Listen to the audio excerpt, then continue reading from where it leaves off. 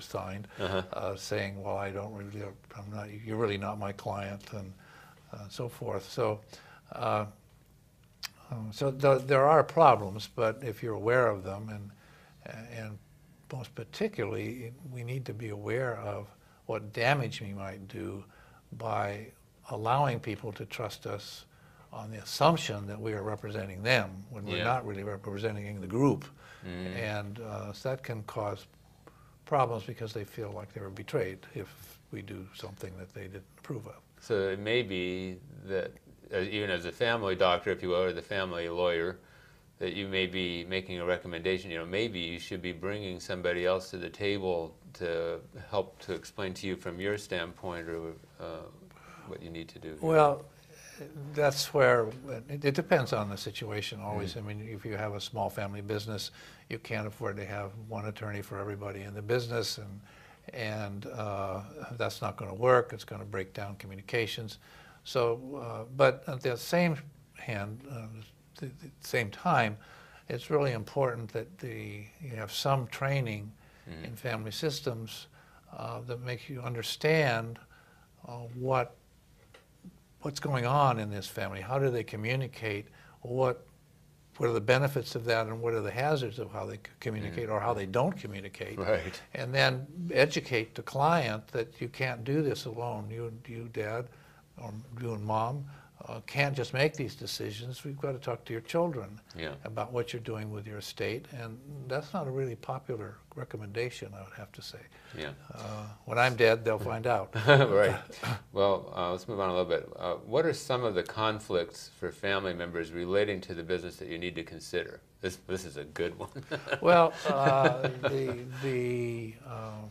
a common one, probably one of the most common one, is that the family may have 3 or 4 children, and there's only, the parents would love to, particularly the father usually, would love to, because he worries about money, and the mother worries about relationships. Okay. So the father would like to have everybody in this business with the assumption, irrational as it is, that, well, it was taking care of mom and dad and their children, that it can now take care of mom and dad until they retire, as well of each of the children and their families. Yeah. And now you have 4 people eating out of the trough, right, as distinguished from the original sucking up one, resources. Primal family. So that's kind of unrealistic, and you have to disabuse the parents of that fantasy. And then secondly, if you're going to have, well, maybe 1 or 2 of the children is in the business, and maybe 2 of the other children are not in the business. Right. And as I mentioned before, the kind of fantasy that clients have is that everything should be equal. So each of the child is going to get 25% of the business. That leads to problems. Yeah. Big problems. And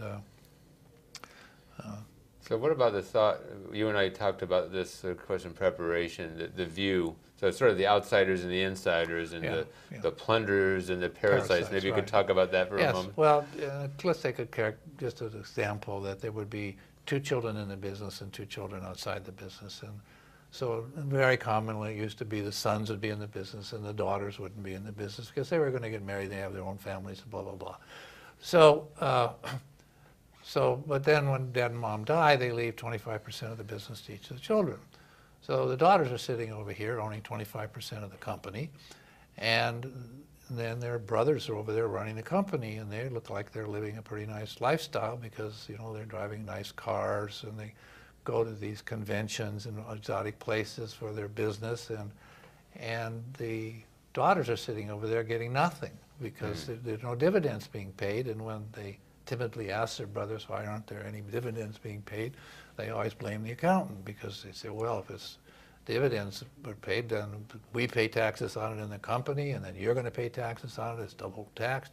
We don't want that to happen. And then, so, well, my accountant said, you could be subchapter S and that would happen. Well, that's a lot of other problems. We don't, because anyway, that's when you conversation that can go. Well, when you elect subchapter S, now the simple tax return that the daughters had now has all this income in which they've never seen. Yes. And so where's this money? Yeah, where's the money? I said I earned $50,000 this year, and there's no money here.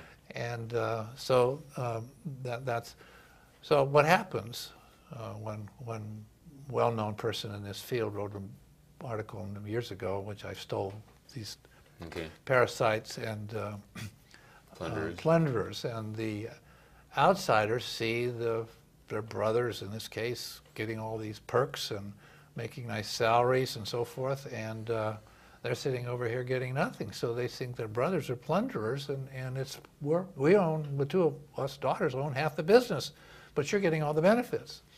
And the brothers, on the other hand, said, look, we all inherited this. You know, you never worked for it, I never worked for it, it was just given to us. So you're just complaining, but you're not working in the business, so you want something for nothing. You're just a parasite. You have never worked in the business. So it's not the words they use, Yeah. but the feelings are there. Yes. That I'm working hard, and doesn't take long for a person working in the business to think they're entitled to all the money they're getting, that they're earning it, and that somebody who's not working there shouldn't get anything. And they forget equity versus service, and so that's a big problem in planning for family business. Okay. So folks, like I said, we're going to focus mostly on issues, and we're not going to give you all the answers today, and we don't know all the answers anyway. So anyway, but also because of time constraints, and I want to be sure to cover some of these important issues with John.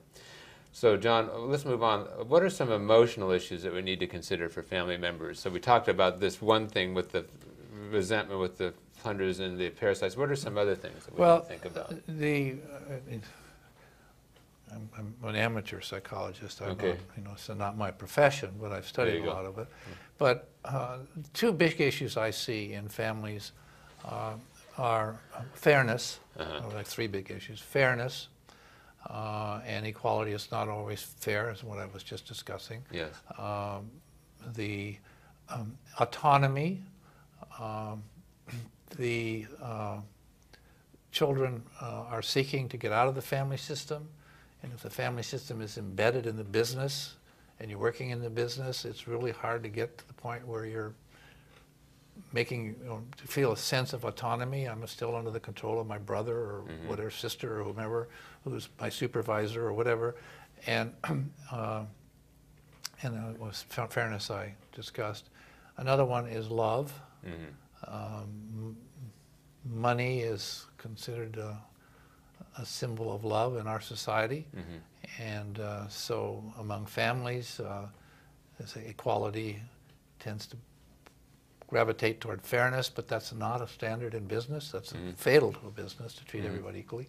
So those pop up and underlie a lot of the discussions, and I guess there's also the thing that dad's always been, or could be mom, anyway, their whole life may revolve around this business, and that's separate from maybe what's going on with their children's lives, and so there may be a sense of resentment from that standpoint as well. Well, there can be a resentment that the business was their favorite son or child, because they spent more time and devotion on making the business run. That's dad's problem usually, not unusual even in a non-family business, that dad is married to his job.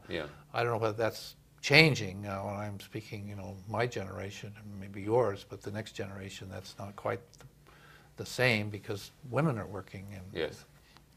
Maybe we should talk for a moment about key employees who aren't family members. What are some issues for some of these people? That's another dynamic in a family-owned business, because the non-family members who are working in the business realize that maybe there's a glass ceiling, maybe not so transparent glass ceiling, that my last name isn't the same last name as the owner of the business, and so my likelihood of ever becoming an owner and principal person, even a partner in the business, is sort of shut off. So this is not my career may be stunted, and unless I want to go somewhere else and find something. So, and then there's resentment that you could be working there 25 years, and along comes the son out of college, the owner's son out of college, and right away they got to find a job for him. And well, this is the guy who's the manager, say, and he's doing, and he doesn't need another. And there's no job opening here to be filled. And secondly, the person who's being hired has no